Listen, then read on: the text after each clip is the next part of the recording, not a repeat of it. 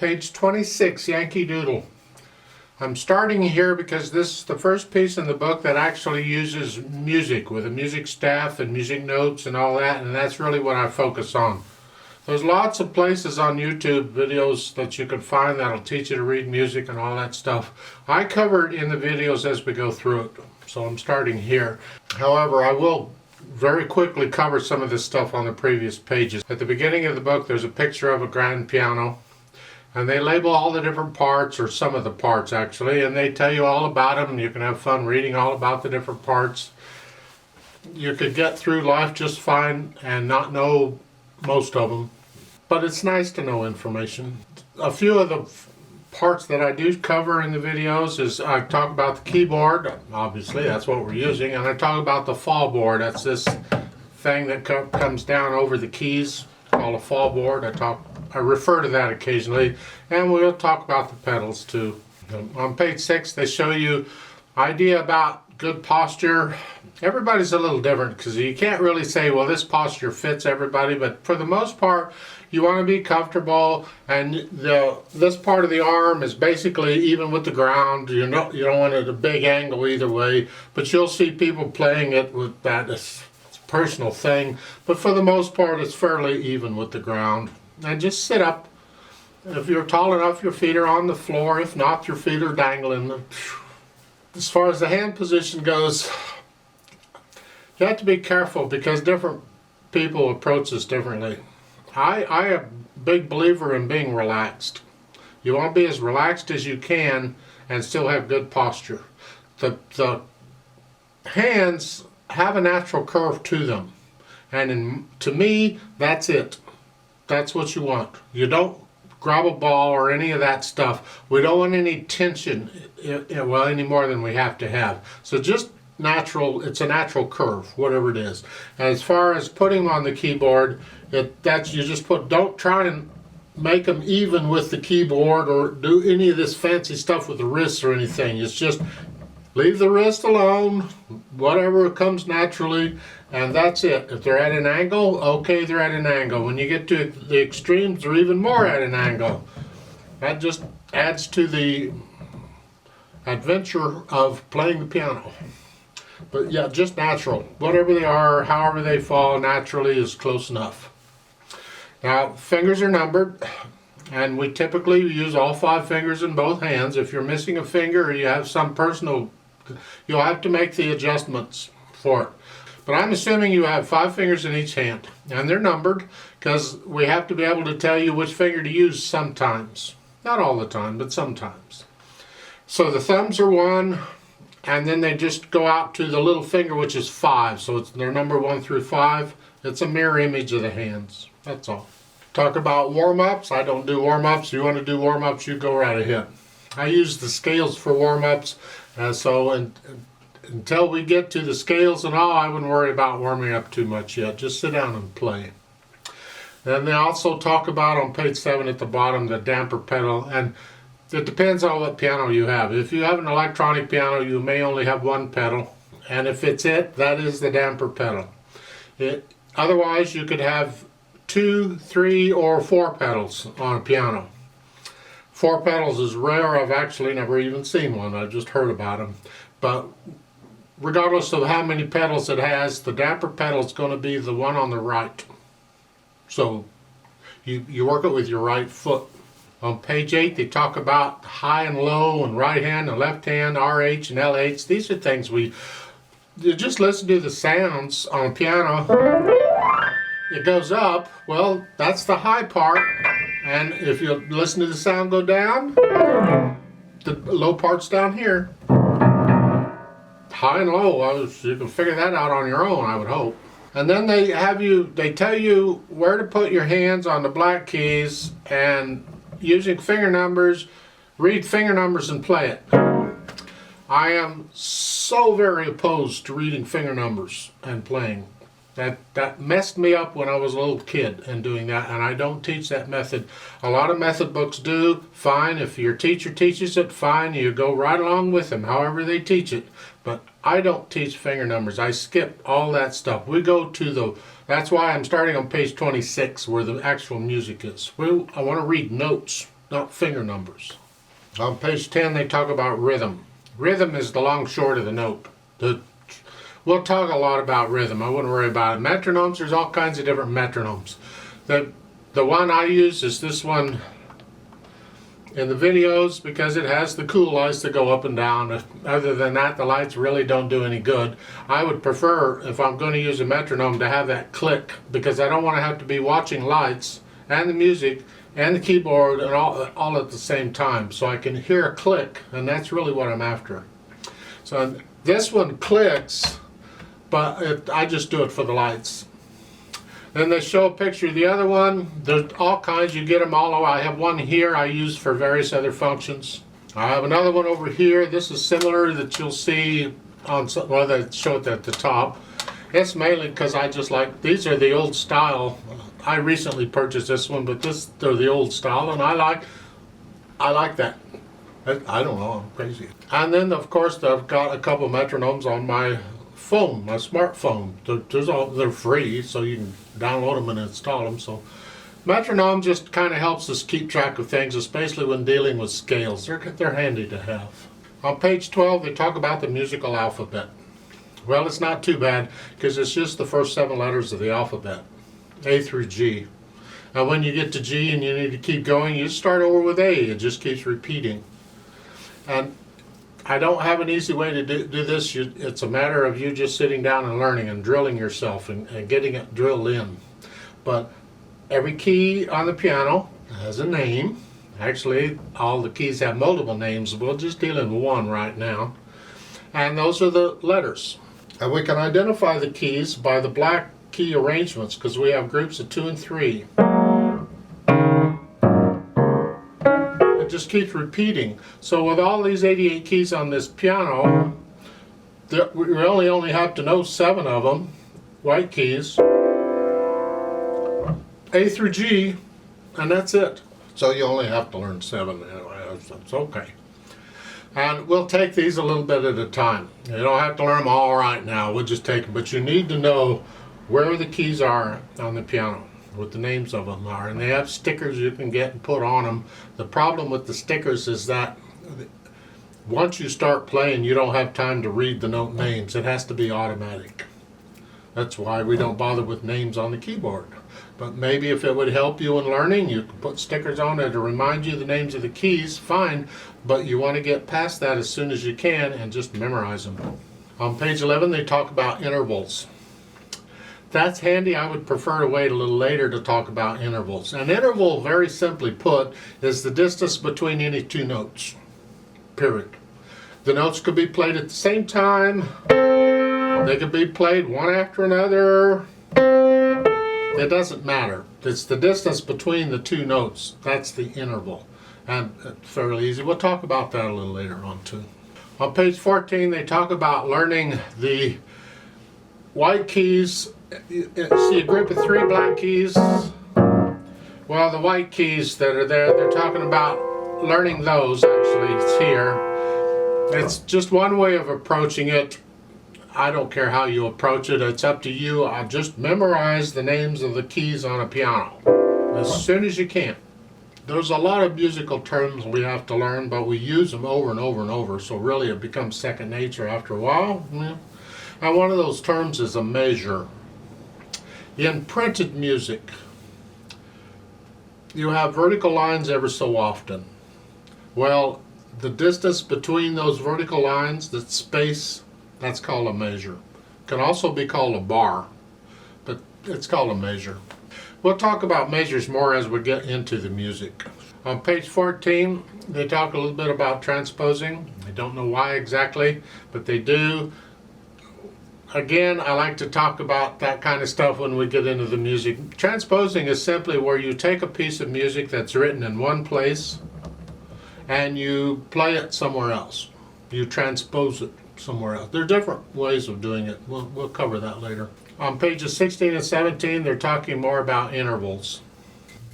Since they're bringing it up, fine, we'll talk about it. You can calculate any interval, or you can figure out any interval simply by counting up. So if I have 2 keys and I want to know the interval, I simply count up. And the key I'm on, I go from the bottom to the top.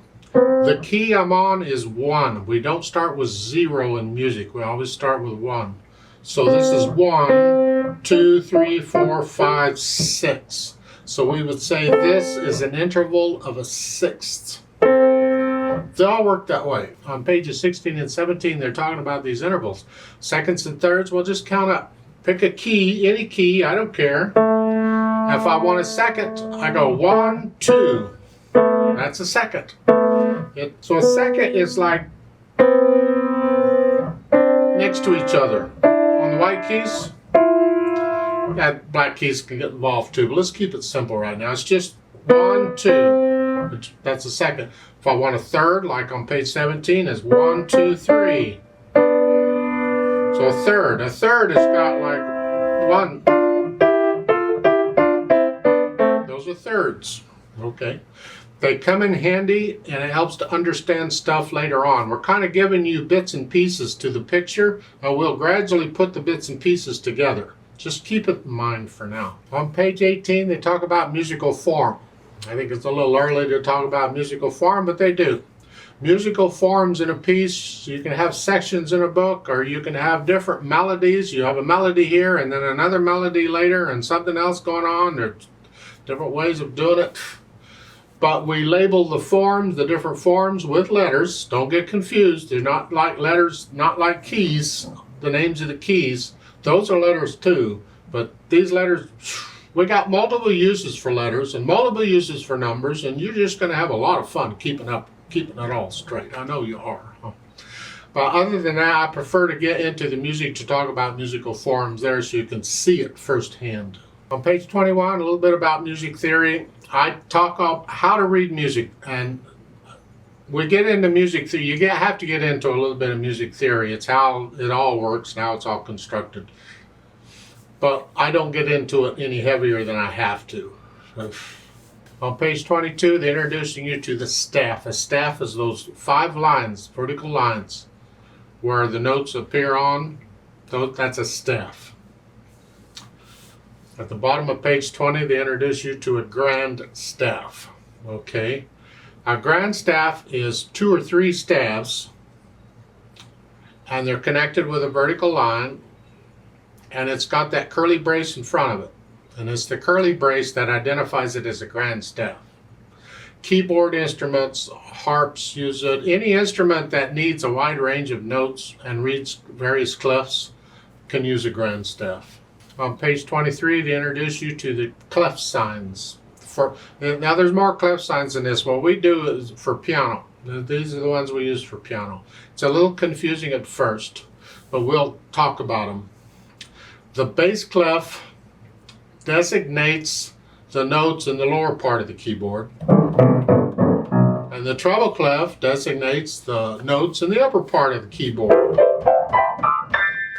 There's so many notes to designate that we can't do it all on one staff. That just gets too much. So they use 2 different staffs to do this in. Yes, you got to learn them, but we'll take these a little bit at a time, because these really are, you don't get 7 notes and repeat. I mean, these are all different. Just remember what a bass clef looks like, and just remember what a treble clef looks like, and I'll talk more about them when we get into the music. On page 24, they cover a time signature. Since we have rhythm in music, we need some way of keeping track of when to play a note. The time signature helps us out with that. There's usually 2 numbers, doesn't have to be, but there's usually 2 numbers. You have the top number that tells you how far you have to count, and the example they give you is 4/4. Which means you're going to count to 4. 1, 2, 3, 4, 1, 2, 3, 4, 1, 2. You keep repeating that. 1, 2, 3, 4, 1. The bottom number tells you what you're counting, because if you're going to count something, you'd like to know what you're counting. And that 4 here means quarter note, like a 4th quarter note. So you're counting quarter notes. So in a 4/4 time signature, there is the same as 4 quarter notes in every measure. And it's per measure. So there's 4 counts in this measure, 4 counts in this measure, 4 counts in every measure, and it's the equivalent of 4 quarter notes. Other than that, they can mix it up any way they want. We'll talk more about time signatures. They introduced an accent mark. I don't know why, but they are. In the middle of the page there, it's a little sideways arrow. It can be above or below the note. Doesn't matter if it's above or below. It's not important. It's just a little arrow, and it just means play the note a little louder than normal. That's the best we can do with a piano. See, a piano can't do a true accent. That's unfortunate, but it can't. It's like a wind instrument or a violin or something. They can do a true accent, not a piano. All we can do is play it a little louder, and that's it. The true accent, the loud part, is only at the beginning of the note, or the attack of the note. So it's ba, and then the rest of the note is at the regular level. So the first part's loud, and then the rest of it's at a... Well, with the piano, all we can do is just play a little louder, and then the piano takes over. That's why. On page 25, they give you a different time signature. That's 3/4. Now you only have to count to 3. There's only 3 counts in a measure, but you're still counting quarter notes. And that brings us to page 26. Yankee Doodle. Hey team. I put the starting point of my lesson on Yankee Doodle in the description, so if you want to skip all this introductory discussion leading up to it, you can just move the slider of the video over to where it starts in Yankee Doodle. Yankee Doodle. Let's just look at everything, because it's important you understand all the symbols. Don't skip over a symbol, because it'll end up being one of the most important things you can. So we just cover everything for a while. When I've covered them a million times, and I'm pretty sure you know them and understand them, then I don't have to keep covering them.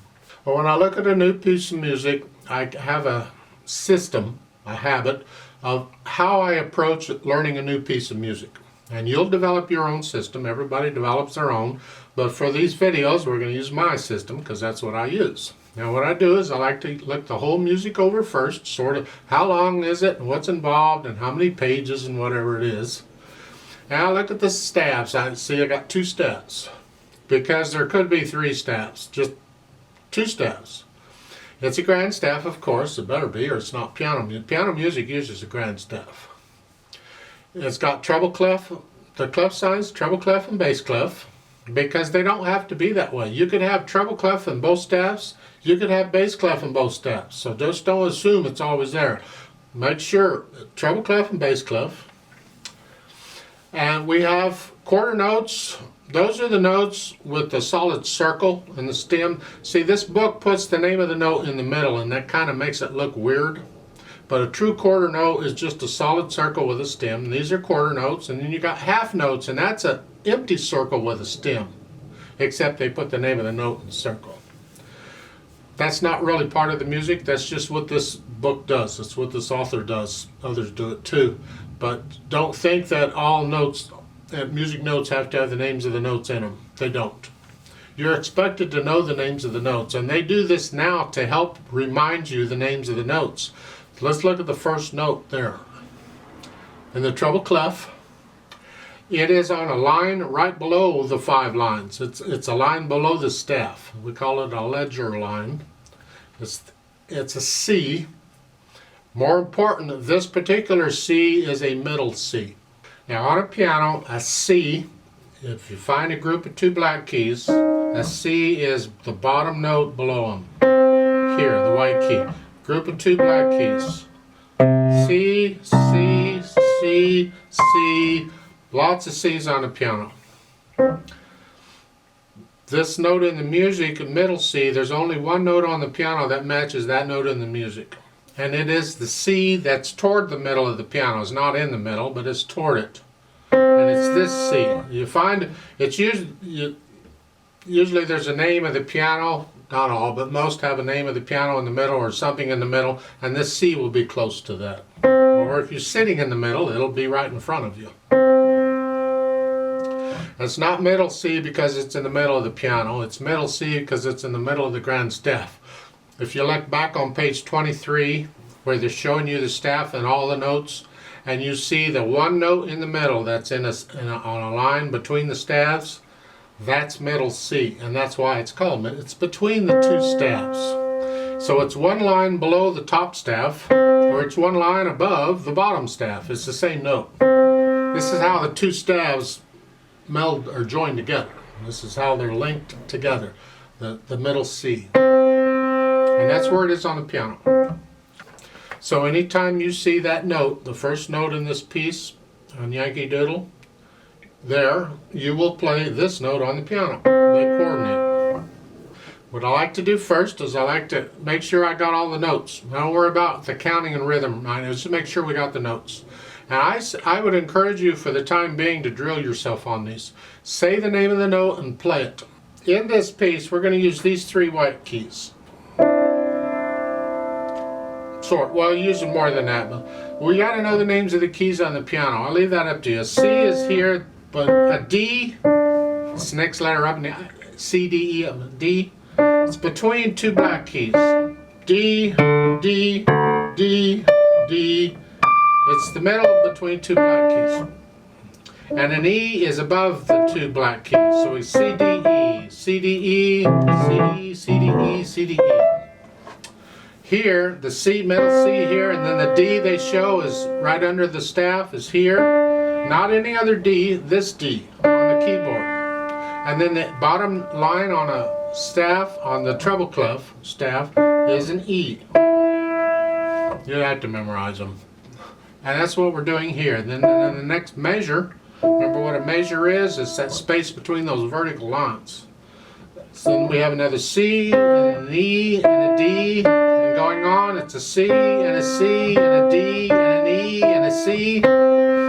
Just go through and play the note and say the name of it. Drill yourself on these notes. So you know the name of the note in the music and you know where it is on the keyboard. And then in the bass clef, and what we're going to do for now is the right hand is going to play the stuff in the upper staff and the left hand is going to play the stuff in the bottom staff. That's just convenient. There's no rule that says you have to do that. It's just what we're going to do for now. So the last note is a B on the first line, the last note, and this is the bottom staff. A B is, if you look at a group of three black keys, a B is the top one. It's right below a C. And so we have B's, lots of B's.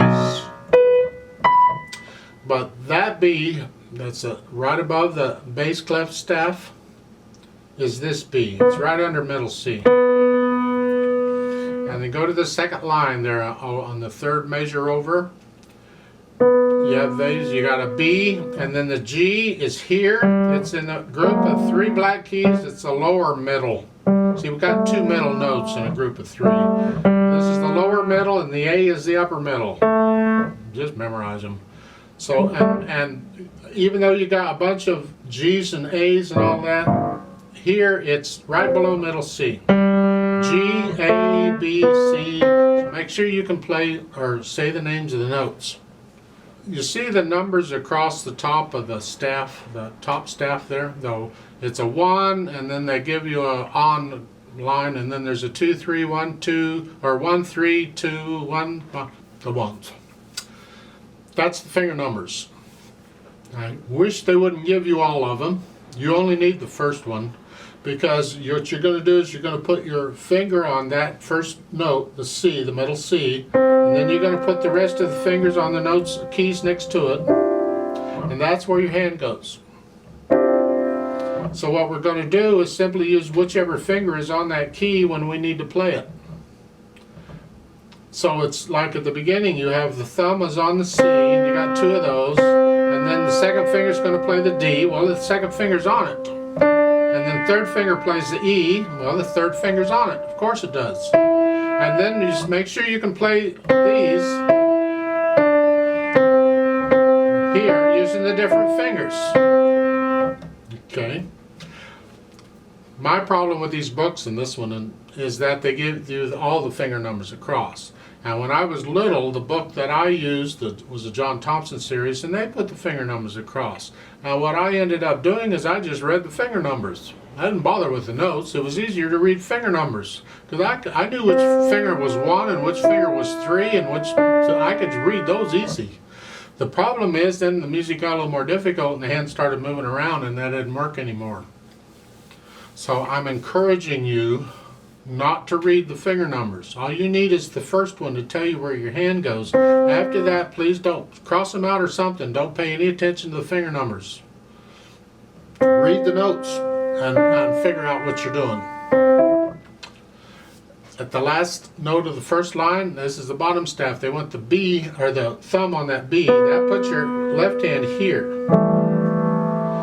And so you're just going to use whichever fingers are on the notes needed. So in the second line, on the third measure over where the left hand's playing, thumb is there, and then the third finger's on the G, so I'm just going to play it there. And then the A. I don't need those finger numbers. They get in the way. Now once you got that figured out, your hand's going to be here, and you're going to play it here. Then we can add this counting, the rhythm. See, I like to do things just one thing at a time, because I can't. Some people think you ought to be able to look at it and get everything in one shot. Well, more power to you. I tried it, that don't work for me. I got to take it in stages, and that's what I do. So once I know the notes and I got the fingering down, now I can go back and get the rhythm, the counting. Now as far as the time signature, they left it out, they want you to fill it in. Figure it out. Well, look at the first measure. You got 4 quarter notes in the first measure. So based on that, the time signature is the top number is going to be a 4, because you're counting to 4, 1, 2, 3, 4, and you're counting quarter notes, so the bottom number is going to be a 4, so the time signature is going to be a 4/4. Based on that, we get the counting here. 1, 2, 3, 4, 1, 2, 3, 4. A half note gets the same as 2 quarter notes, so you hold it down for 2 counts. And if you're reading the finger numbers, this gets really confusing because the counting is not the same as the finger numbers. So watch it. So we go through the whole thing, make sure we can count it out and play it correctly that way. Then once I have that, then I go back and I add what we call the dynamics. The dynamics is louds and softs. How loud or how soft? And this is where it gets tricky because I can't really tell you how loud or how soft. It depends. It changes from time to time. It's what room are you in? What piano do you have? Are you outdoors in a big area or a little room like this one or whatever? They'll change.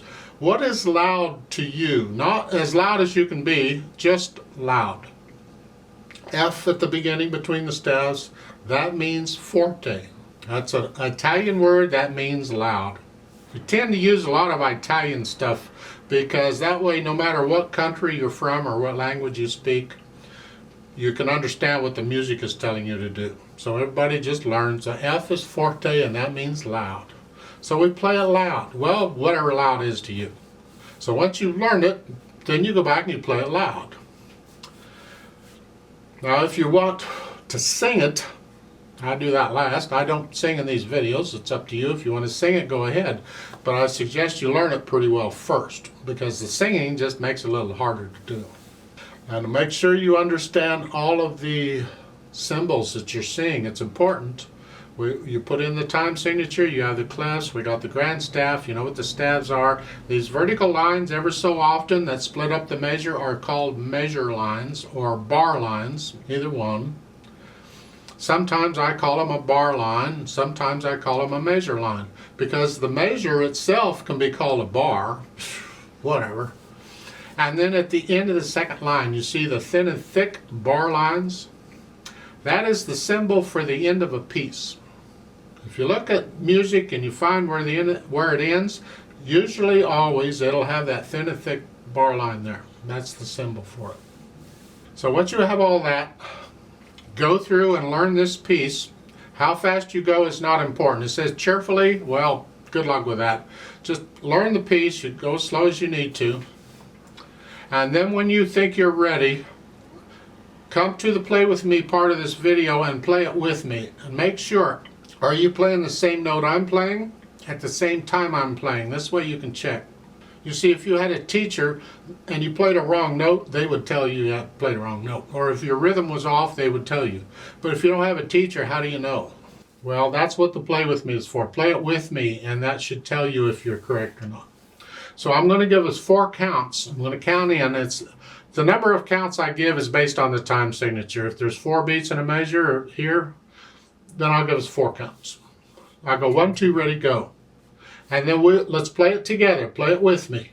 Slowly, real slowly, to make sure you have that correct. So go ahead and put your hands where they go in position here. I have to push down on them, but there. And I'll give us 4 counts. Let's play this together. 1, 2, ready, go. 3,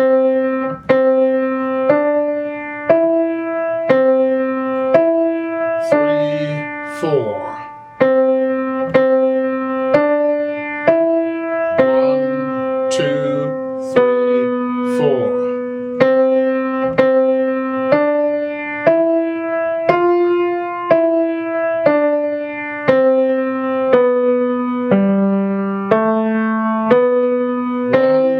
2, 3, 4, off. Well, there is a duet part for this. There's a teacher's part at the bottom of the page. So I'd like to play a duet with you. I'm going to play that part at the bottom. I'm going to speed this up a little bit so you make sure you can play it a little faster. And then when you're ready, you play what you just played, and I'll play the part at the bottom and you can hear a duet. Now to make this duet work out, I need you to go up an octave on the keyboard. An octave is an interval of an 8. We talked about intervals. Oct means 8. And on piano, every 8 notes is the same letter. So a C, 8 notes up, 1, 2, 3, 4, 5, 6, 7, 8 is another C. So it's letter to letter. C to C, G to G, E to E, those are octaves. We talk about octaves a lot. So I need you to go up an octave. So it simply means you're going to pretend middle C goes up here and is here on the keyboard. Just pretend that's middle C. So here, instead of your hands being here, they're going to be here. And you play it all up here. Here. It'll sound better with a duet. So you come up here and play, and I'll play the duet, the teacher part at the bottom. Now let's play this together. I'll give us 4 counts. 1, 2, ready, go.